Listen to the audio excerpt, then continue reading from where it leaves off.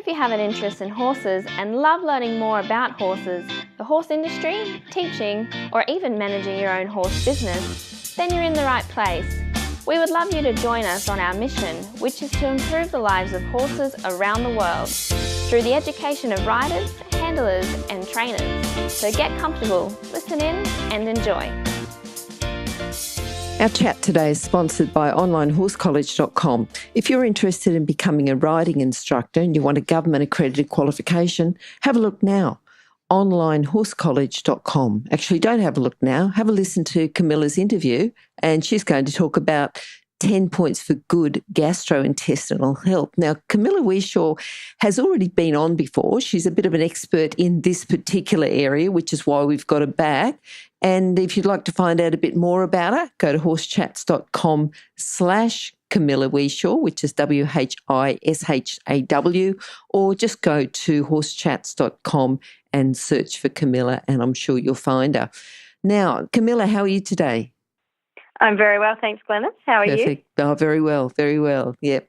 And now we're going to learn a bit more about good gastrointestinal health, which is very important, I think, for horse lovers, horse owners, horse trainers, coaches, anyone that's got anything to do with horses. But tell us why you've chosen this particular subject today. You know, I know you're an expert in the area, but, you know, you've got a choice of choosing a few different areas. Why this one?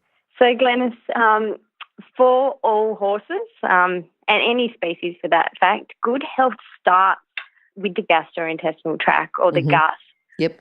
The more time goes on, the more research is providing us with firm evidence that there are clear links between the health and the state of the gastrointestinal tract, which from here on in I'll refer to as GIT.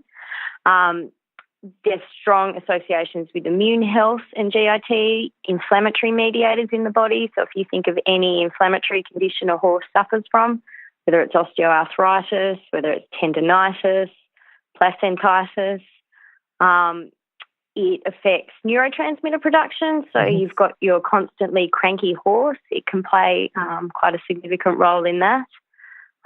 It can influence skin health, so horses with ongoing skin issues. It's just get the health of the gut right and you will have a systemic flow-on effect, which will improve a lot of other areas of the body. So targeted treatment at specific conditions is all well and good, but until you adequately address and optimise gut health, you won't achieve all you can in promoting health in the rest of the body. Okay. So it's a very, very solid place to start with. All right. Now, we've got a relationship here, I'm sure, between the gastrointestinal health and the teeth and oral health. Is there a relationship? There's a big relationship, Glenys. So I think when a lot of us think of the gastrointestinal tract or stomach health or digestion, we immediately just think of the stomach and the small and large intestine. But really, gastric health starts in the mouth. So the mouth and the teeth are part of the digestive system. For many reasons, it's really important that horses are able to chew their food properly. So this begins both mechanical and chemical digestion of food. So mechanically, it's grinding it into smaller particles, which then allows enzymes and hydrochloric acid throughout the body to break the food down further. The production of adequate saliva in the horse is so important for so many reasons. So firstly, saliva contains one of our enzymes that begins digestion, salivary amylase. So that works at breaking carbohydrates down into smaller units. Saliva also contains bicarbonate, which is such an important buffer in the gut. So if we're thinking of horses with ulcers, horses that are at risk of ulcers, their natural production of bicarbonate is one of their very effective mechanisms against this. So it's another reason why horses consuming adequate fibre and roughage, so your grass and hay and grazing constantly is really, really important to keep producing that saliva. So you've got the salivary bicarbonate in it to buffer and protect against the gut. I'm just wondering about feeds. You know, a lot of people wet down their feeds. Does that impact on the making of saliva? Production?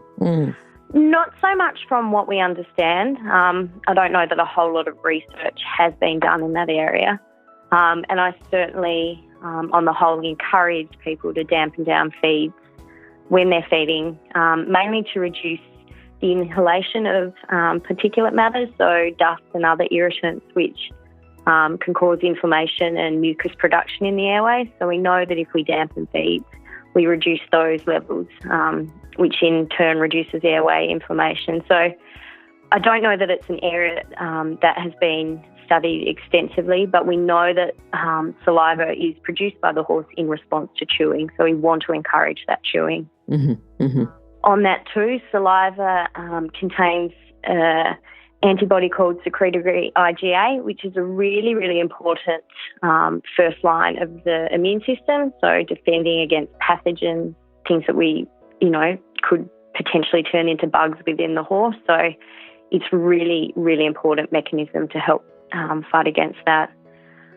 We need to be looking at the state of the horse's teeth, so making sure there are no sharp edges or mouth ulcers or cuts, because a horse that's in pain in its mouth, much like a human, is going to not chew its food so well. So if it's not chewing so well, it's not producing the saliva so much, which is not then getting the secretory IgA flowing and the bicarbonate production. Mm-hmm. Mm-hmm. Another area of research which is becoming more and more exciting is the link of gingivitis, so inflammation of the gums and in the oral cavity.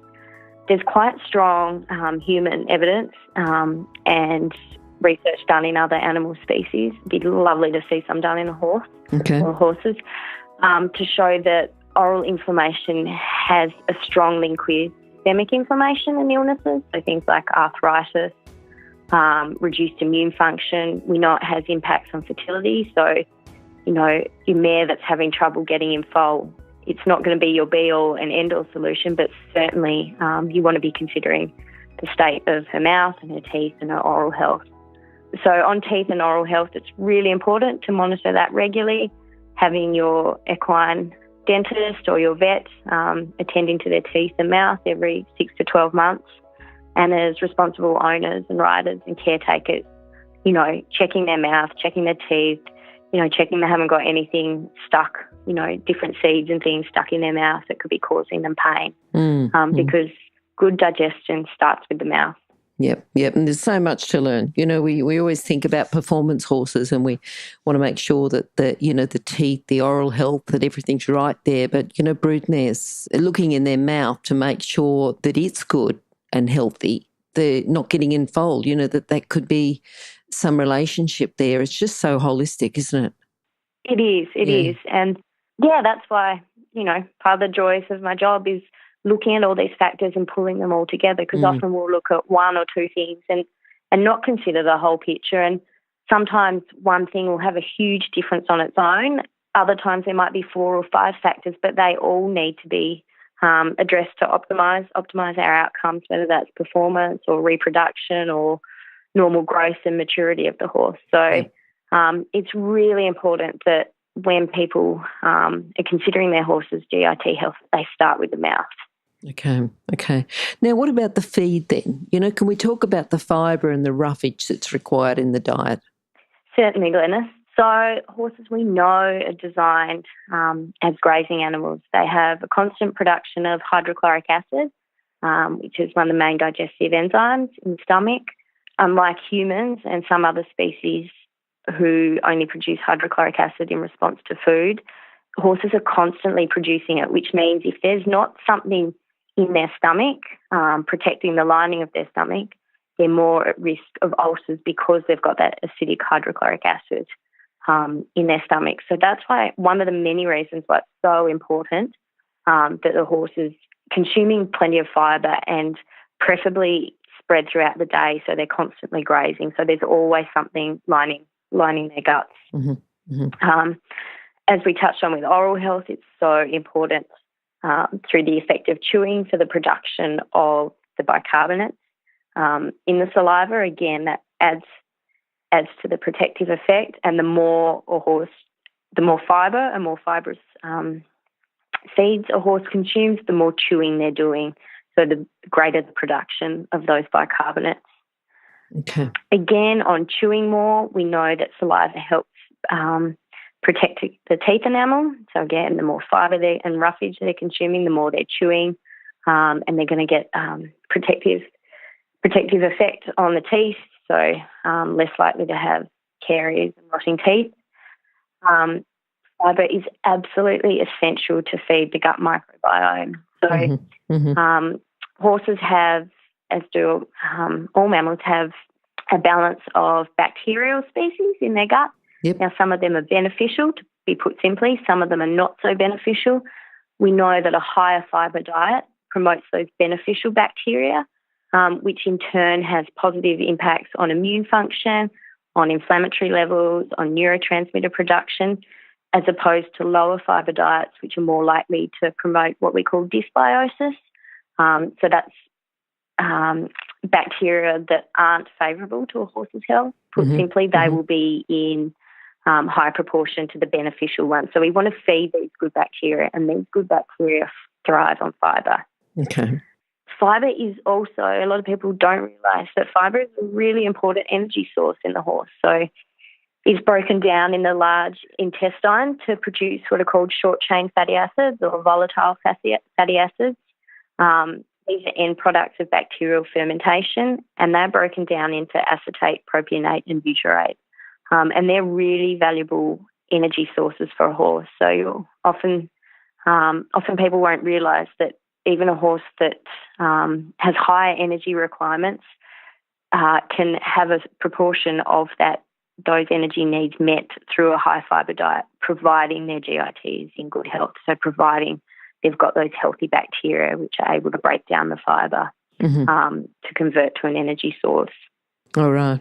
And again, the fibre with the action of the microbes in the gut are really essential for production of some of our vitamins, such as the B group vitamins and vitamin K.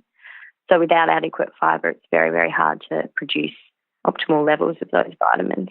All right. What about the concentrate then? You've talked about how beneficial the fibre and the roughage is in the diet. What about for horses that have high energy needs? What can we use there to help the horse?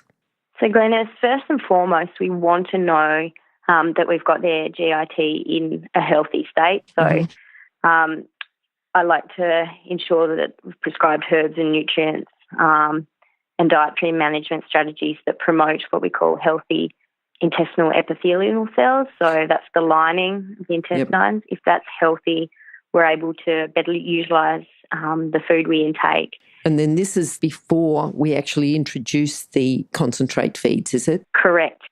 Yeah, we want to know that what our horse is ingesting and digesting, that they can effectively use that, because if their gut health is in a poor state, they're not able to break down the food properly. They're not able to have the on-flow effect of proper energy production. So we really need to restore good GIT health.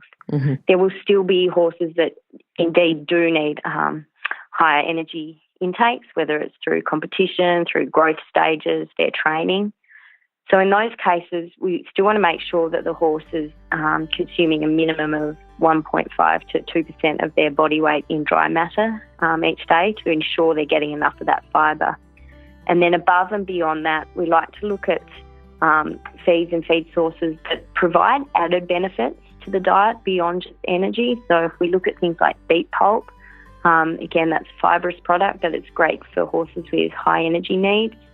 If we're looking to add fat sources for energy needs, look at ones that have added benefits, such as flaxseed meal.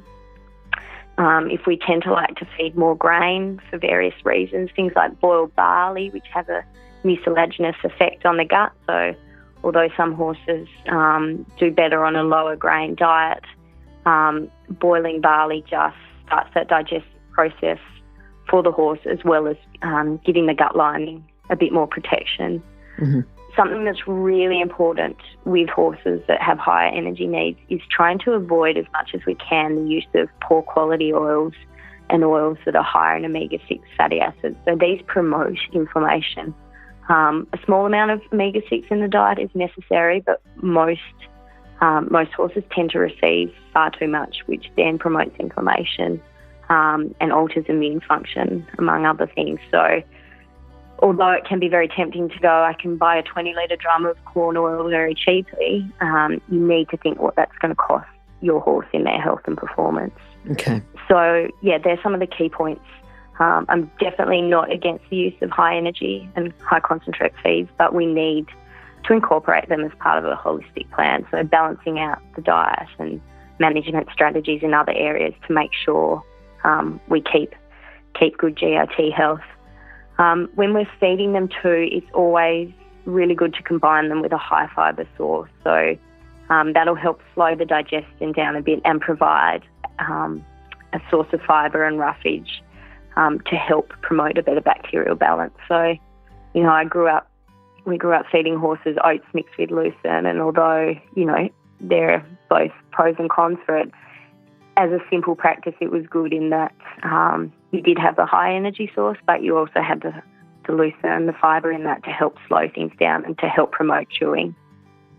Okay, all right. Now, what about the use of antibiotics? How does that optimise gut flora? Just tell us a little bit more about the use of antibiotics. Okay, so antibiotics are definitely, a life-saving and very important part of veterinary medicine in many cases, but we really need to question our use of them. I'm not at all for prophylactic use of them for the sake of just because or just in case. Mm-hmm. They really need to be well indicated, both in terms of helping to reduce the great impact we're continually becoming resistant to more and more antibiotics. And part of the problem or part of the reason for this is because people, have just used them a bit willy-nilly, or they think their horse is getting a snotty nose, so they'll put them on antibiotics. Okay. Really, they should only ever be used on recommendation by vet, and for very good reason. We also need to consider the fact that antibiotics disrupt the gut microbiome. Mm-hmm. So okay.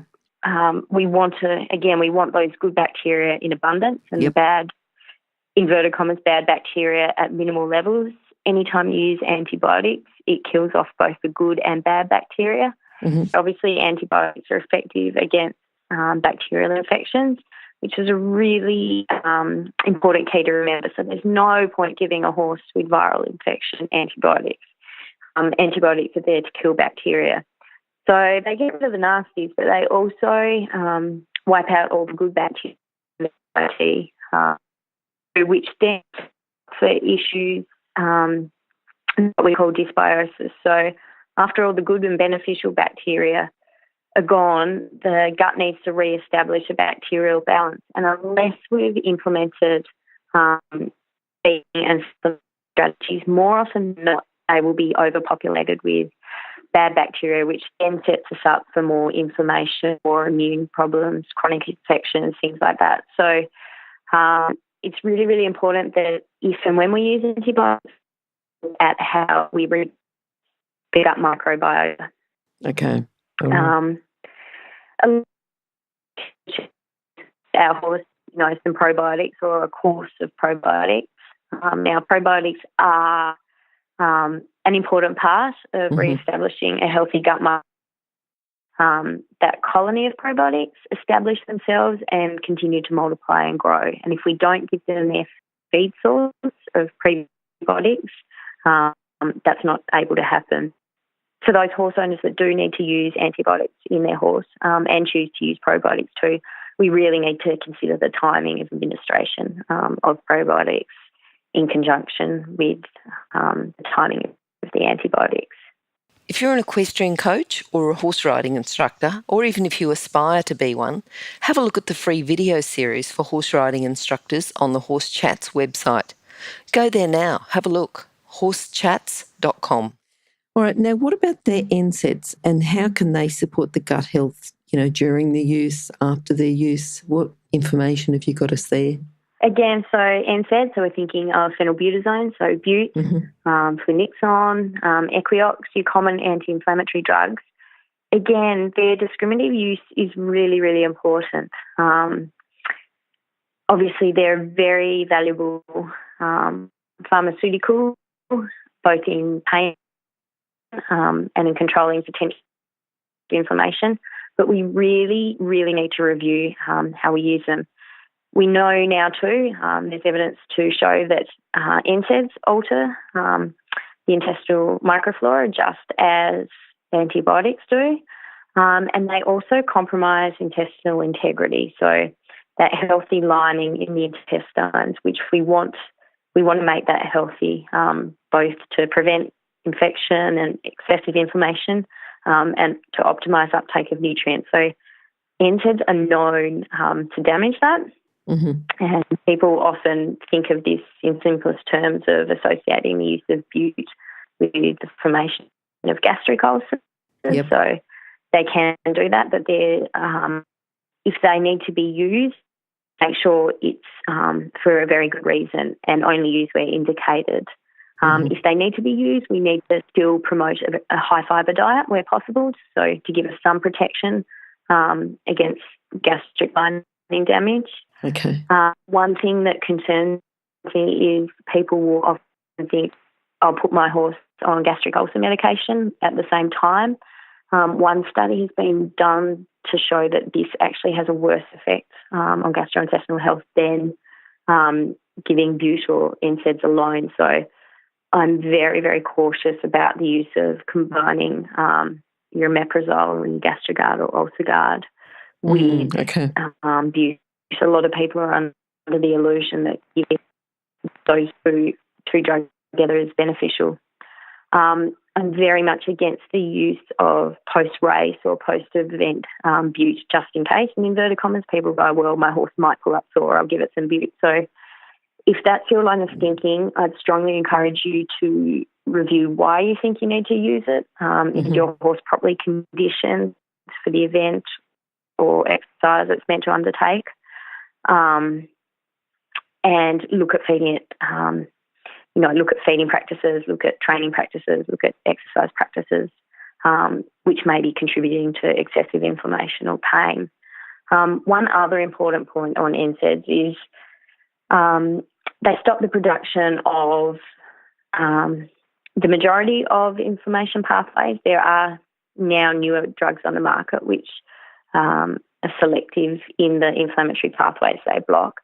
But by and large, all of them block all the major inflammatory pathways. Some of the horse's inflammatory pathways are actually very beneficial to their health, both to immune function and particularly in relation to gastric health. One of the pathways produces a substance called mucin, which again is another one of the horse's natural protective methods to protect their gut lining against damage. So if you shut down all inflammation, you then shut down mucin production as well. So you've just lost another defence barrier against hydrochloric acid or other potential gut irritants. So it's really, really important that when you do use NSAIDs that you have a very good reason to, and that you have an effective nutritional and supplementation program in place to give the body what it needs to restore the health of the gastrointestinal tract. Mm-hmm, mm-hmm.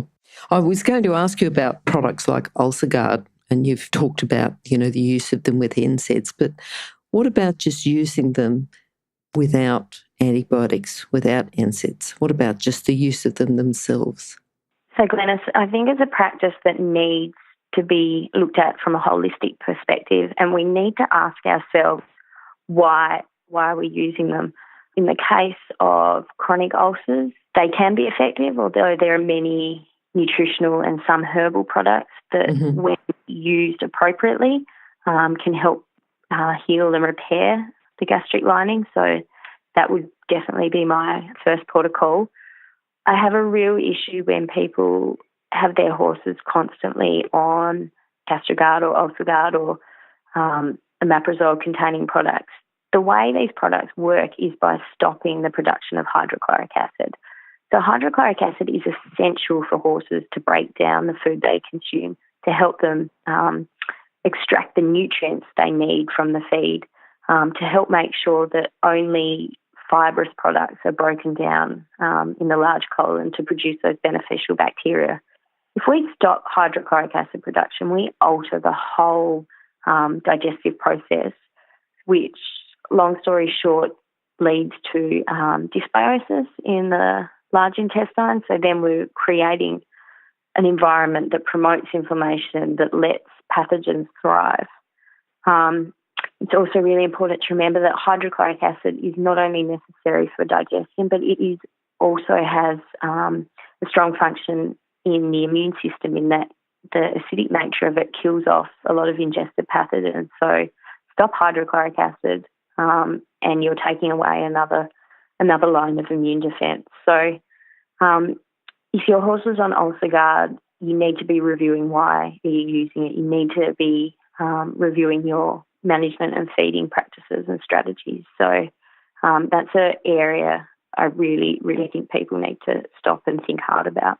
I think, Camilla, I really like the way that you're looking at the holistic health. You know, we're here to talk about gastrointestinal health, but you're looking at the whole thing holistically, and we're looking at why, if we need to use these products, it's not just to fix the problem, but how this is affecting the overall health of the horse. And I think coming from your point of view, you know, I just think that's, yeah, I love it. Thanks. Tell us about strategic drenching of the horse. Okay, so we've gone through, you know, different phases or cycles or approaches with how we drench horses and parasite control. Mm-hmm. And again, although I'm a naturopath and I like to keep things as natural as possible through whether it's management and dietary practices or supplementation of herbs or nutrients, I'm of the opinion that our standard chemical drenches do have an important role to play in healthy horse management, but I'm also of the view that we need to use them appropriately, both to reduce resistance to our different drenches. So just like we've created our own problems with antibiotic resistance, we've also done that to a large extent with different drenches. So we know that significant parasitic loads in the horse, so different types of worms, can cause significant damage to the gut, which again is going to have inflammatory effects systemically and poor immune effects systemically. So we certainly don't want our horses burdened with worms, but at the same time we don't want to overuse drenches and chemicals, both for the horse's health and if you think about the flow and effect to the environment too, and farmland and agriculture. So I tend to have most of my clients undertake strategic drenching. So depending on the horse, their health, the stage of a program they're in, we will look at their egg counts, horses' egg counts, and tend to only target drenching specific parasites when they've got an egg count of about 150 to 200 eggs per gram. Having said that, some external parasites and bots will still need to be drenched for regardless, because we either don't test for them or our screening practices for them aren't great. So usually early to midsummer, I will get my clients to use an ivermectin or moxidectin-based drench to drench against these. And we also need to consider that labs that do test for tapeworms aren't necessarily all that sensitive. So we seem to think there's a bit of a lag in the clinical detection of tapeworm eggs and their presence. So again, once a year and generally in the summer, I'll recommend the clients drench against tapeworms regardless. So again, it's incorporating the use of conventional, whether you want to call them chemicals or practices or medications, using them in a holistic context, because certainly high worm loads or parasite loads do have detrimental health effects. At the same time, we need to be thinking about practices that we can do, like regularly picking up our manure or harrowing paddocks, just to reduce that worm and parasite burden. So, yeah, putting that in a holistic context. Okay. Now, earlier on, we talked about the fibre, the roughage, the appropriate use of concentrates or high-energy feed. So we talked about the type of feed, but what about how we feed? Have you got tips for us on that?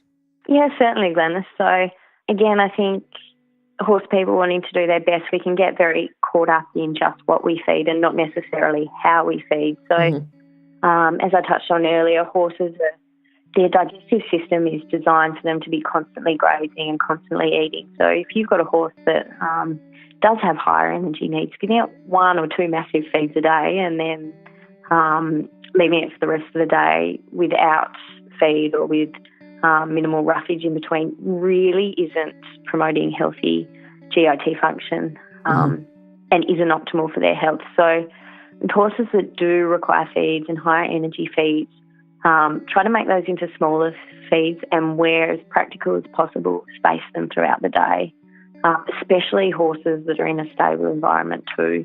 So especially consider that. Again, when we can, make sure that they have plenty of roughage.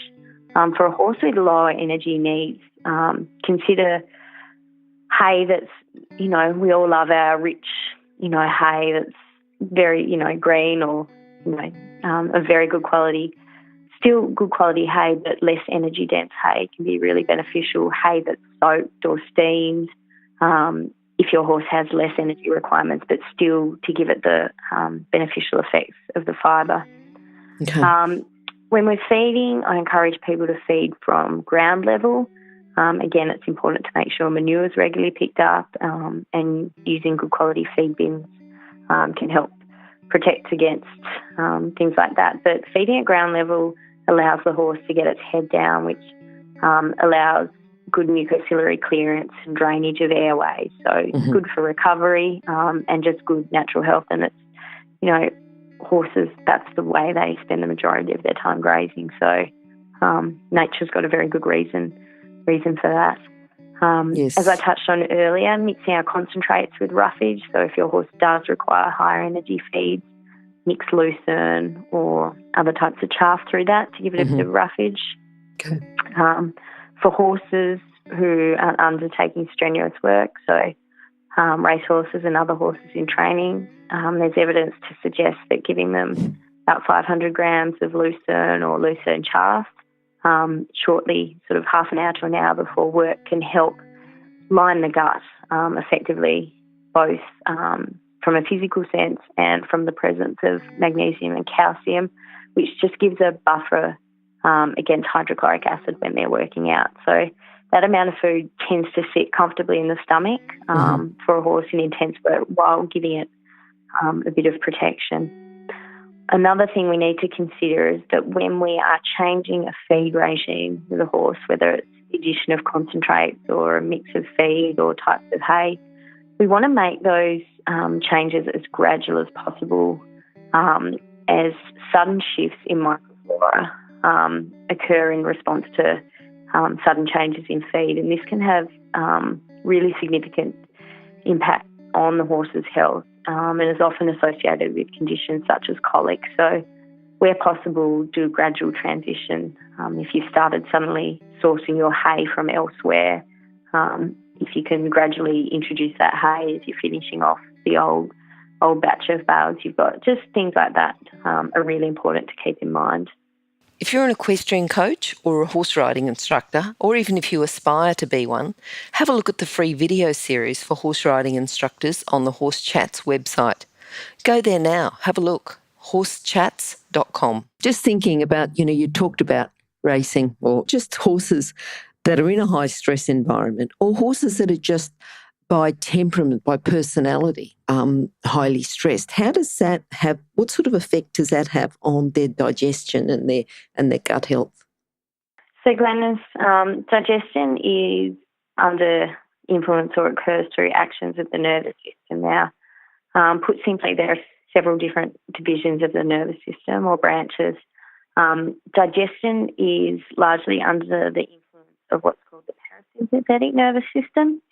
Now, there's another division of the nervous system called the sympathetic nervous system, and they tend to work in opposition to each other. So we keep in mind that the parasympathetic nervous system is associated with rest and digesting, and the sympathetic nervous system is associated with stress, anxiety, high levels of high-intensity exercise, things like that. So we want to be promoting the parasympathetic nervous system to optimise digestion, to help promote normal GIT motility.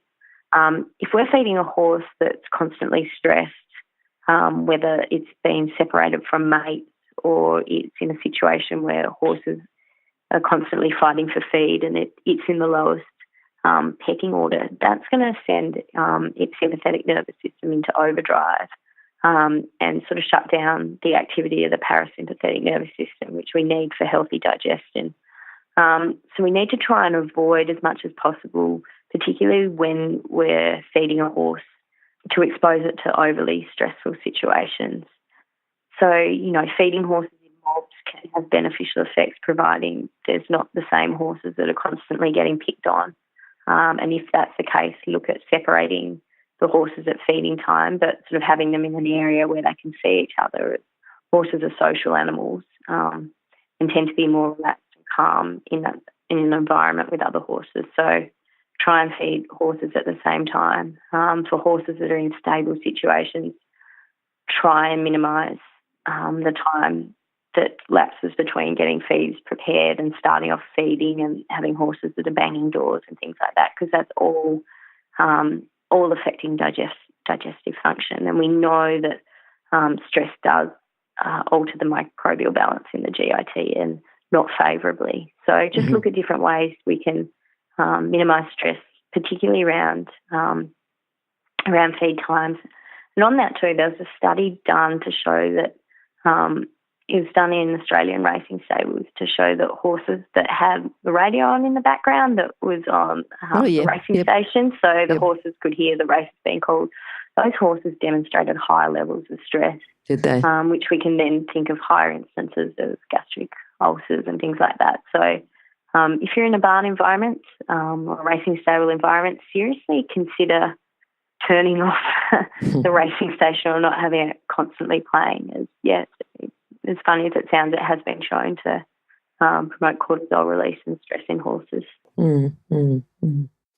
All right. Now, for our listeners, we always want to have something to learn, and we've learned quite a lot. There's quite a few tips that you've given us. We've sort of talked about 10 points or 10 tips, but I think there's been quite a few more than that, 10 main ones mainly, but lots and lots of subheadings there.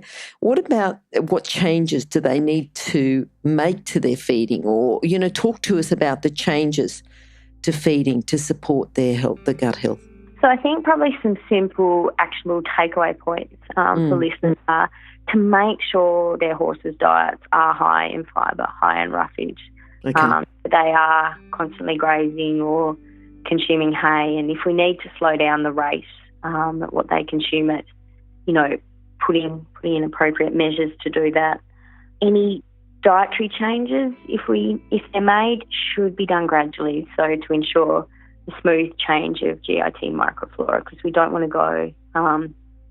go changing anything abruptly. Even if, as contradictory as it sounds, we don't want to abruptly go changing from really poor microflora to really good microflora, as that in itself can cause colic and other GIT distress. So make any changes really, really gradually. Manure, monitoring your horse's manure is one of the easy ways you can sort of help. That can be used by owners to sort of help dictate this, although I wouldn't rely on that solely, but it can be quite helpful. Another important thing is to minimise the intakes of fats which drive inflammation, so those poor quality vegetable oils, corn oils, things like that. It's another really, really simple change owners can make. Don't forget the importance of exercise to ensure good bowel motility, so you can feed the best feeds and supplements and things. But if your horse isn't getting that basic movement to help promote the passage of food throughout their GIT, you're going to encounter problems. So, horses that are kept in stables, we really need to make sure they're getting their exercise. And then, obviously horses that are on strict stable rest, we then need to look at how we can help support those horses. Okay. But yeah, just any changes you make them slowly, and start with the basics. Getting your fibre right, cutting out those poor quality feeds and oils, making sure meal sizes are smaller and spread throughout the day. Things like that are really easy actionable steps. Okay. All right, lots of actionable steps, not just those last few that you've given us, but I suppose they're the main points. And then, Camilla, how can people contact you if they'd like to know a little bit more, find out a bit more about, what you're doing to help horses? So they can visit my website at www.optimequine.com. So that's optimequine.com. Mm-hmm. Yes. They can email me, Camilla, CAMILLA, at optimequine.com. And on my website, it's my phone number, as well as you can email from my website. I've also got Optimum Equine on Facebook, so I'll regularly post just, little handy snippets, bits of information, things for owners and managers and riders to consider in relation to their horse and horse health. So they're probably the best ways to contact me, learn a bit more and see how we can help you and help your horse. Perfect. All right, Camilla, those details will be on Horse Chat's website as well. That'll be horsechats.com/Camilla Whishaw, and you'll see previous interview, but they're all sort of linked together. Or horsechats.com/Camilla Whishaw 2, or just go to horsechats.com and search for Camilla, search for Whishaw, WHISHAW, and you'll find contact details as well as links to previous chat. Camilla, thank you. Thank you for all the tips. Thank you for, just lots and lots of information. Just, it wasn't 10 tips, as I said. There was just lots there and really talking about the holistic horse. And I think, just doing things to improve the welfare of the horse, which is what we're all about. So thank you again, and hopefully we'll catch up sometime soon. My pleasure, Glenys, and thank you. And, thank you to all the Horse Chat listeners. So... it's been great. Now, if you're still there, you probably know that I'm absolutely passionate about education within the horse industry. That's why I host this podcast. My other venture is Online Horse College. Have a look now at onlinehorsecollege.com and I'll see you over there.